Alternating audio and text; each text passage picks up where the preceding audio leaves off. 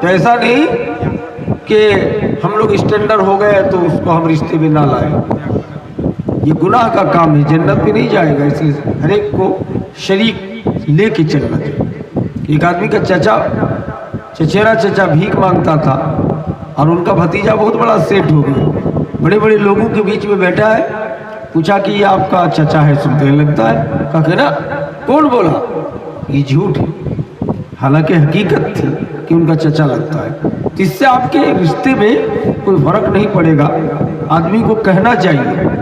اسی طرح کا ایک واقعہ میں ہمیشہ بتاتا ہوں کہ دربھنگا میں ایک اچھے مدنی عالم دین نے اپنے باپ کو باپ نہیں گچا تھا، کہا تھا مائی سروینٹ، میرا نوکر ہے۔ باپ پڑھا لکھا نہیں تھا تو لوگوں کے سامنے کہا تھا، لوگوں نے پوچھا کہ آدمی کون ہے، تو کہا مائی سروینٹ، میرا نوکر۔ شرم کی بات تھی۔ کچھ دنوں کے بعد ان کی نوکری برخاست ہو گئی تھی۔ مدینہ یونیورسٹی سے وہ مبعوث تھے، کیونکہ پہلے زمانے کے مدنی کو بہت زیادہ ویتن ملتا تھا، ابھی 2.5 لاکھ پونے 3 لاکھ روپے ماہانہ ویتن ملتا ہے سعودی گورنمنٹ سے، سمجھ رہے؟ تو اس طرح سے رشتہ ناتا کو انسان کو توڑنا نہیں چاہیے، اور غریبوں سے بھی رشتہ توڑا جائے گا قرب قیامت۔ نبی کائنات جناب محمد رسول اللہ صلی اللہ علیہ وسلم کے پاس ایک صحابی نے آ کے پوچھا کہ اللہ کے رسول، سب سے بہترین عمل کون ہے؟ نبی کی عادت مبارکہ تھی کہ جیسا سائل ویسے ہی جواب دینے کا آپ کام کرتے تھے۔ نبی کی خدمت میں ایک آدمی تاخیر سے نماز پڑھنے والا تھا، تو اس نے پوچھا سب سے اتم عمل کون؟ تو نبی نے کہا صلاۃ الاول وقتہا، نماز کو اول وقت میں پڑھنا۔ ایک دوسرا آدمی آیا، عبادت تو ٹھیک لیکن جہاد کے میدان میں اپنی جان کی بچانے کے لیے وہ زیادہ فکر مند رہتا تھا۔ نبی کائنات نے ان کو کہا کہ سب سے اتم عمل اللہ کی راہ میں جہاد کرنا ہے۔ ایک آدمی بے حد بخیل تھا، مال و دولت خرچ کرنے میں کوتاہ، تو اس نے پوچھا سب سے اتم عمل کون؟ تو نبی کائنات نے فرمایا کہ سب سے اتم عمل مال کا صدقہ کرنا ہے۔ اسی طرح وہ آدمی آ کے پوچھا کہ اللہ کے رسول سب سے اتم عمل کون؟ آپ نے کہا کہ اپنے غریبوں سے اور اپنے رشتے داروں کی پاسداری کرنا۔ پاسداری کرنا مطلب رشتے کو جوڑ کے رکھنا چاہیے۔ اس لیے میرے بھائی، شادی بیاہ میں گھر میں اگر شادی جوڑے ہیں یا عقیقہ ہو رہا ہے یا اس جلسے کا معاملہ ہے، تو رشتے دار میں اگر کوئی جان پہچان ہے سب کو خبر کرنا چاہیے، شادی میں دعوت دینا چاہیے، کیونکہ آج کے دور میں غریب پہلے کے زمانے کی طرح کوئی ہے نہیں، سب لوگ اچھے ہیں، اس لیے رشتہ کو توڑنا نہیں چاہیے، ہر حال میں جوڑنا چاہیے، ہے نا۔ اور ایک حدیث ہے کہ قرب قیامت میں غیروں سے رشتہ جوڑا جائے گا، دوستوں کو قریب کیا جائے گا اور اپنے رشتہ داروں کو دور کیا جائے گا۔ جو ہوتا ہے نا، گھر میں شادی آ کے پوچھ رہے ہیں کہ یہ گھر کون کس کا ہے، تو کہا تو میری چچا کا ہے، اور ان کو نہیں دیکھ رہے، کہا ان کی کھوپڑی الٹی ہے، وہ کبھی کسی سے مل کے رہتے نہیں ہیں۔ حالانکہ آپ کو اسلامی طریقے سے چاہیے تھا کہ اپنے چچا کو منوا لیتے، ہے کہ نہیں؟ معافی مانگ کر کوئی بھی صورتحال میں ہو منوا لینا چاہیے۔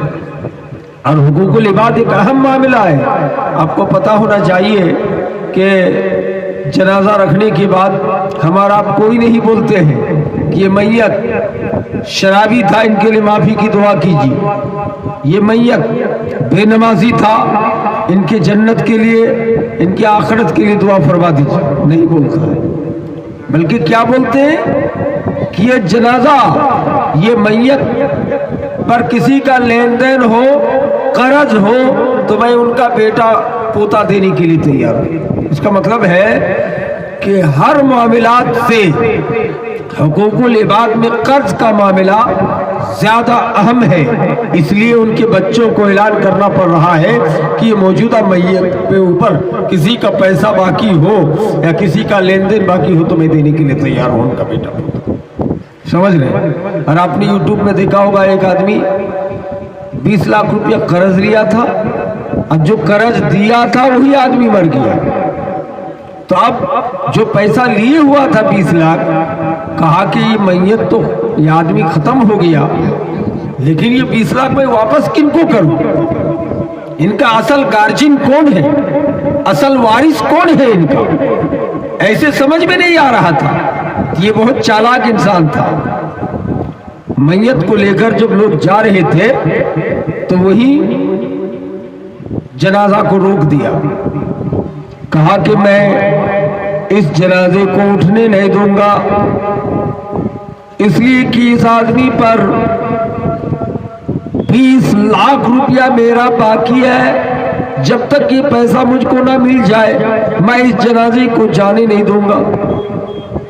اب لوگوں کی حالت خراب، اس موجودہ میت کا بیٹا زندہ تھا، ان کا بیٹا ایک نہیں دو نہیں 3 بیٹے تھے، کسی کو ہمت نہیں، 20 لاکھ روپے کے نام سن کر سب پیچھے ہٹ گئے کہ میں میراث کا اگر حقدار کہوں کہ میں ہی وارث تو مجھ کو 20 لاکھ روپیہ دینا پڑے گا، تیار ہی نہیں کہ اس کو ایکسپٹ کرے۔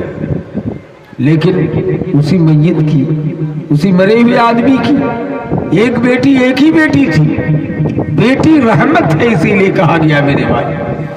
بیٹی آگے بڑھتی ہے، کہتی ہے 20 لاکھ کے دعوے دار میرے باپ کے جنازے کو لے جانے دو، اب 20 لاکھ روپیہ دینے کے لیے میں تیار ہوں۔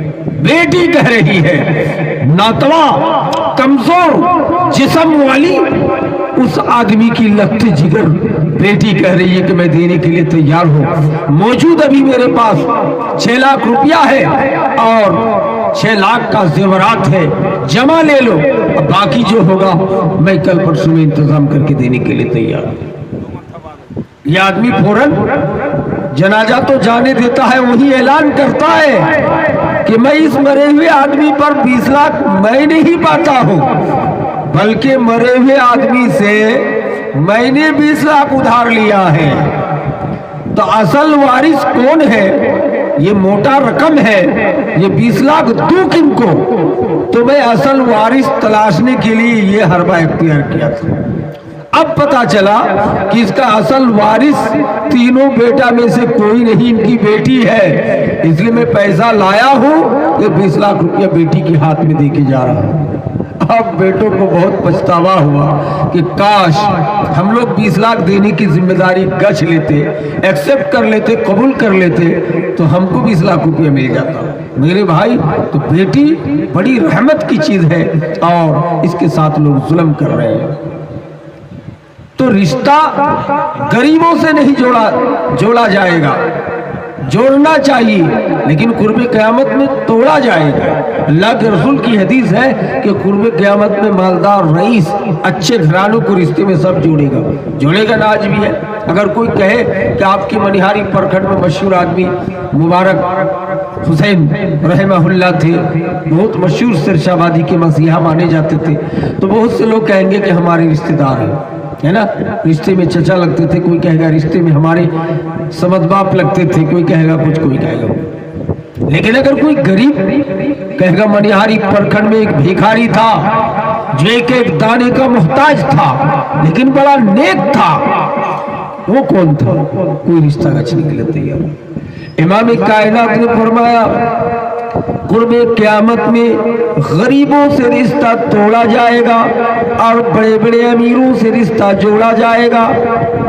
بڑے بڑے امیر ہوگا، پیسے والے سے رشتہ جوڑے گا، غریبوں سے رشتہ توڑے گا۔ ایسا نہیں ہونا چاہیے میرے بھائی۔ آپ کے خاندان، چاہے سسرالی خاندان ہو یا اپنی خاندان ہو یا کوئی بھی قسم کا رشتہ دار ہو، اگر آپ مومن ہیں تو کوشش کریں کہ اگر کوئی غریب ہے، کوئی بھیکھاری ہے، کوئی خراب ہے تو اس سے رشتے جوڑا کریں، ان کو دعوت دیں، ان کو شامل کریں۔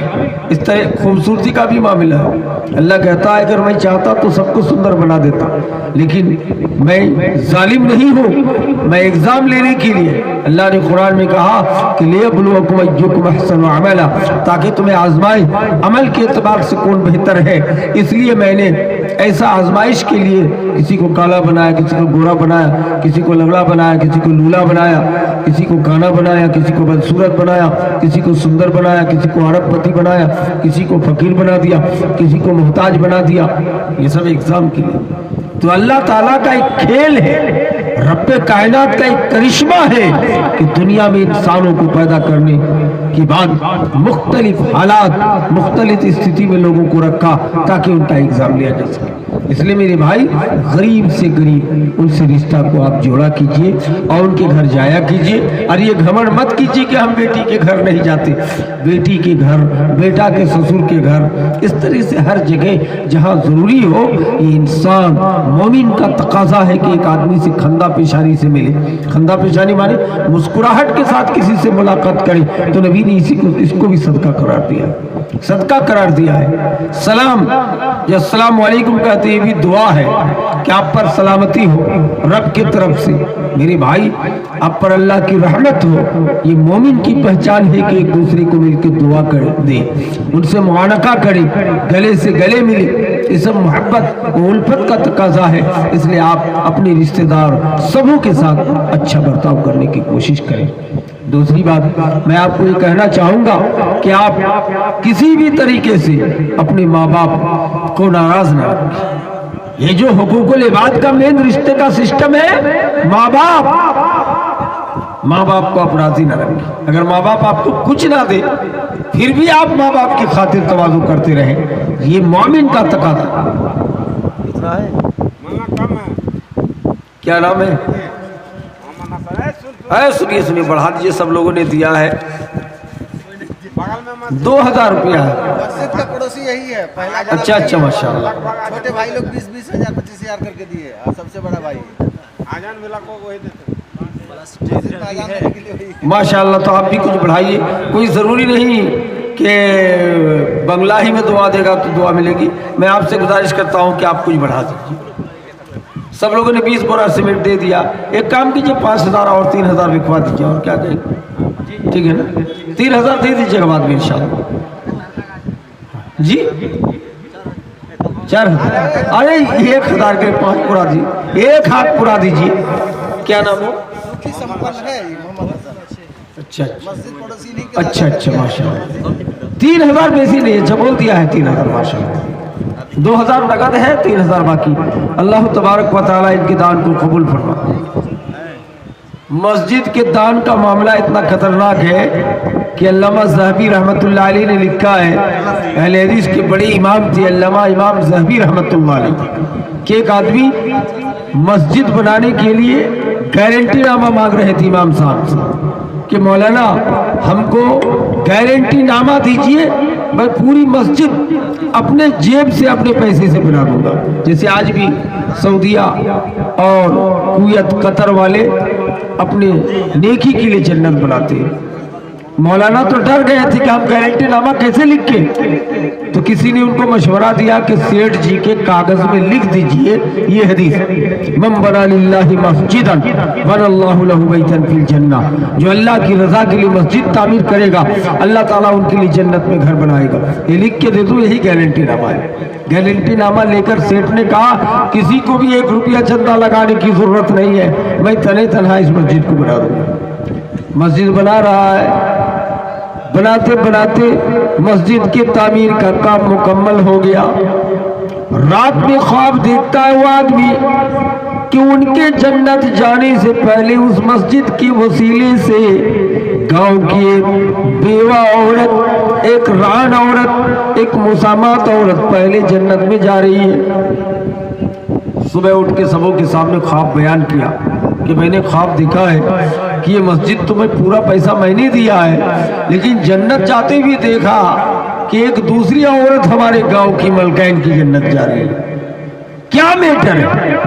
لوگوں نے کہا شیطانی وسوسہ ہے سیٹھ جی، یہ کوئی خواب سچ نہیں ہے، شیطان نے دکھا دیا ہوگا۔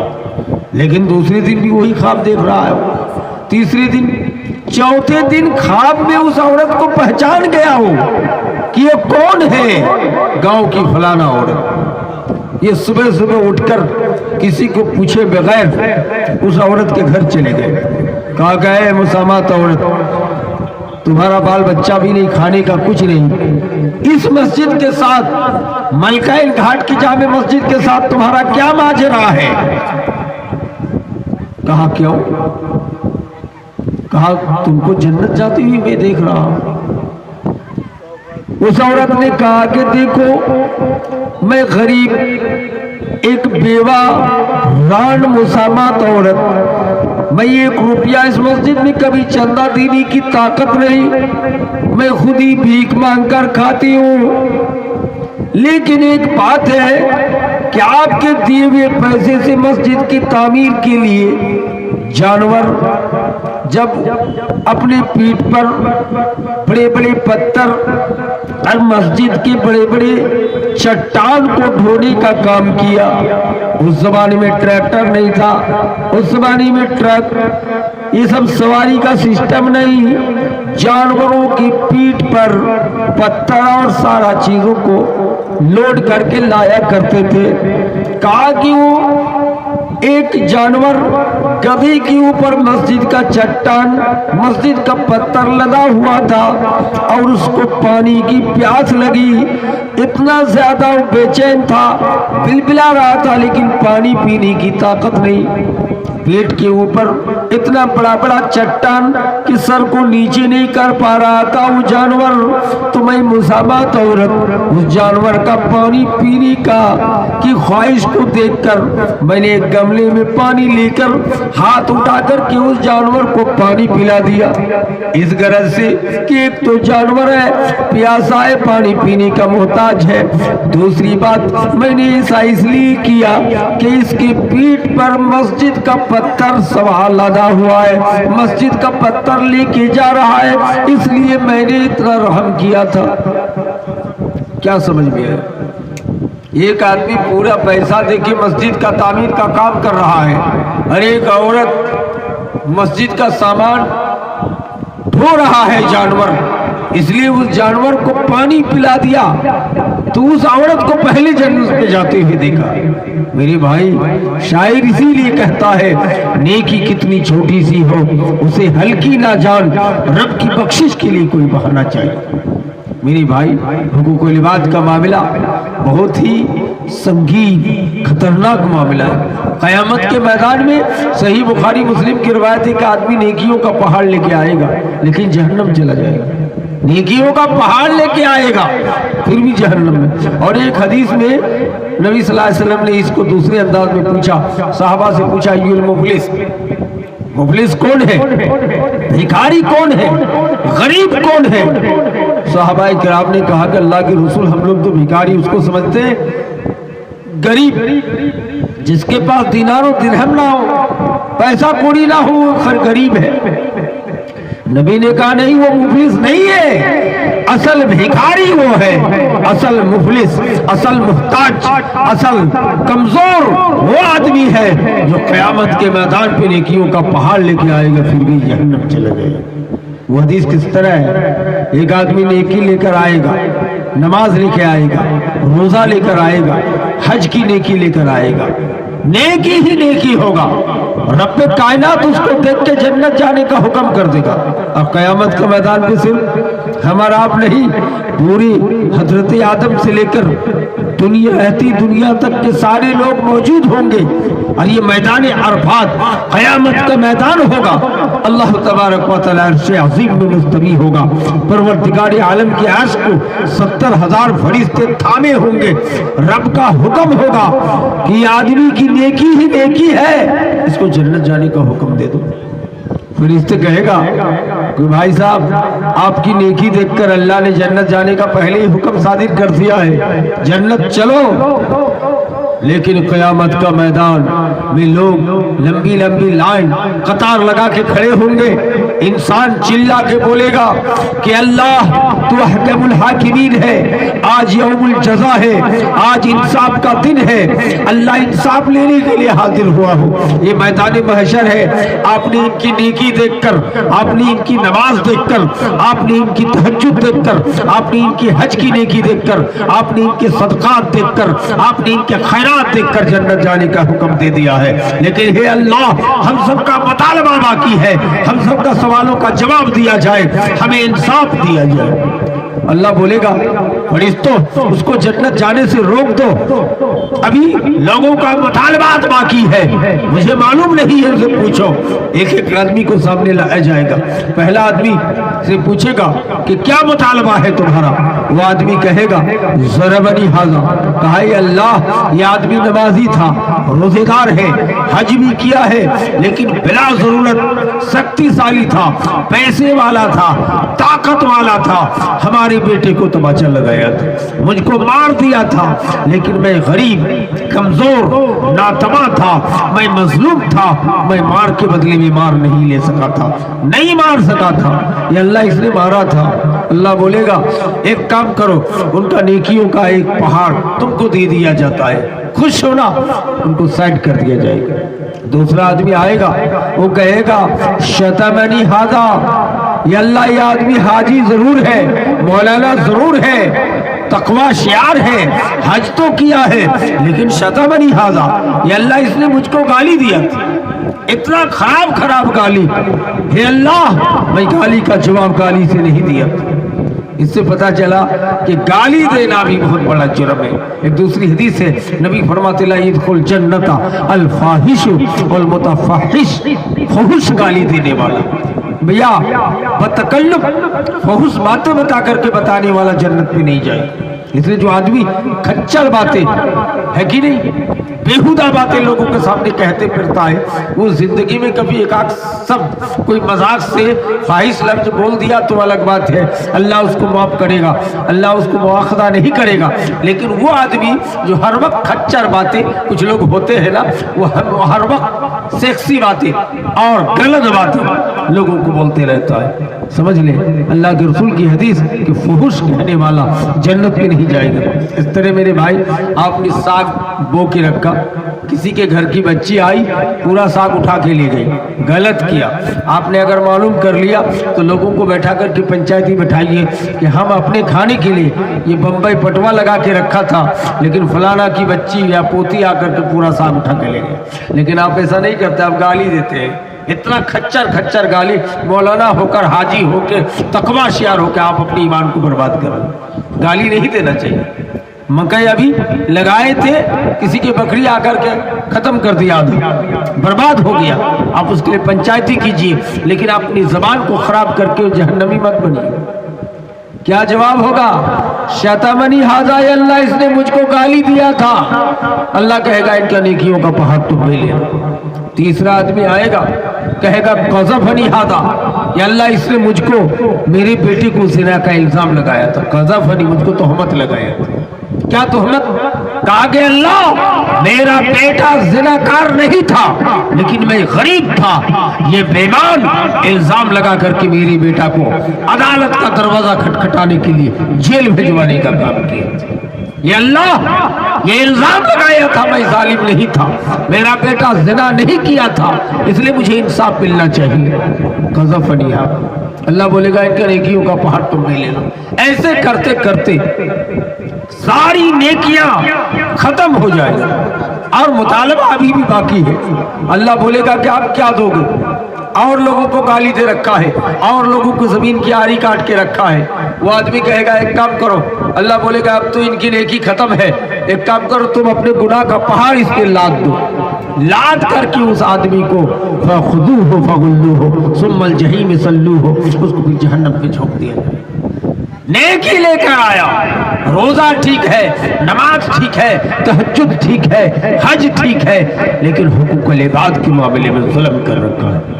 اور ایک بات میں بھول گیا، وہ بھی حدیث میں ہے، 5ویں آدمی آئے گا کہے گا اللہ ان کے بغل میں میرا 2.5 کٹھا زمین 10 کٹھا ہے، یہ مالدار آدمی ہے، ہر سال زمین کی آری کاٹ لیتا تھا، میں انصاف کے لیے جاتا تھا لیکن مکھیا، سرپنچ، ودھائک، تھانے کے داروغہ، تھانے دار سب انہی کی طرفداری کیا تھا، ان کا گھوس کھا کر، ان کی چائے پی کر، ان کے پیسے لے کر کے ان کی طرفداری کیا تھا۔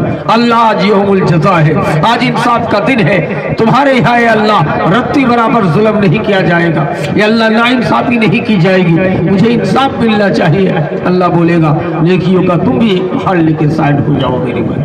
زمین کی آری، اللہ اکبر، اللہ کے رسول کی حدیث ہے کہ وہ ہماری امت میں سے نہیں ہے۔ من قطع منار الارض، منار کے معنی عربی میں آری، جس نے زمین کی نشانی، زمین کی آری کو کاٹا، وہ ہماری امت میں سے نہیں ہے۔ لہذا گھاس جھاڑنے کے بہانے سے، کدال یا گرما دھان روپتے سمے، یا اس طرح سے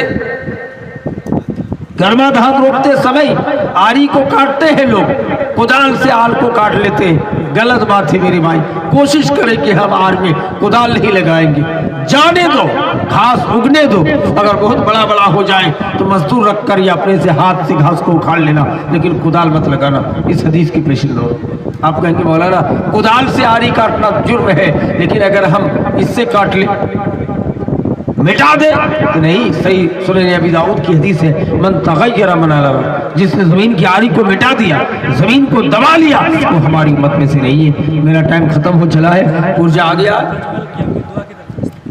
اجمل کی امی نے 1000 روپیہ دیا ہے اور اس میں دعا کی درخواست کیا ہے، اللہ تو 1000 کو 1 لاکھ سمجھ کے قبول فرما، اللہ جس مقصد سے دیا ہے مقصد کو پورا فرما، یا اللہ تو حکم الحاکمین ہے، تو عالم الغیب ہے، تو ہر چیز کو جانتا ہے پروردگار عالم، جس مقصد سے دیا ہے تو بہتر جانتا ہے، اللہ تو ان مقصد کو پورا فرما، اللہ ان کی روزی روٹی میں برکت دے، یا اللہ تیرا قول ہے الصدقۃ ترد البلا، صدقہ مصیبتوں کو دور کر دیتا ہے، اللہ جس مقصد سے دیا ہے مقصد کو پورا فرما۔ آمین۔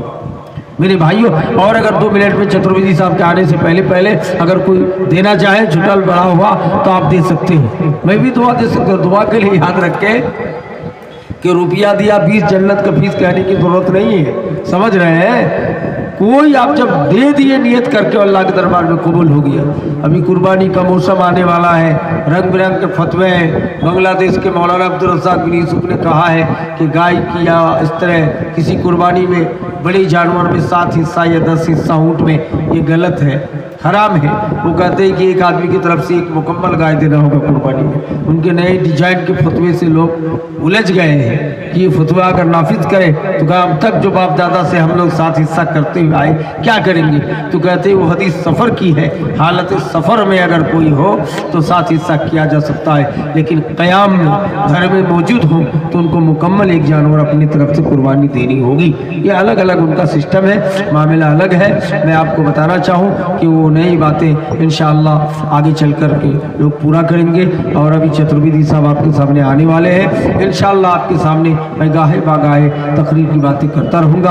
اس میں حقوق العباد میں ایک اہم پوائنٹ اور چھٹ گیا ہے کہ ایک لفظ اس کو بتانا چاہتا ہوں کہ آپ اپنے بچوں کے ساتھ بھی برابر کا برتاؤ کریں، لین دین میں کوشش کریں کہ اپنی 5 بیٹا ہے، 6 بیٹا ہے، 7 بیٹا ہے، 9 بیٹا ہے، 4 بیٹی ہے تو باپ کی ذمہ داری ہے اور ماں کی ذمہ داری ہے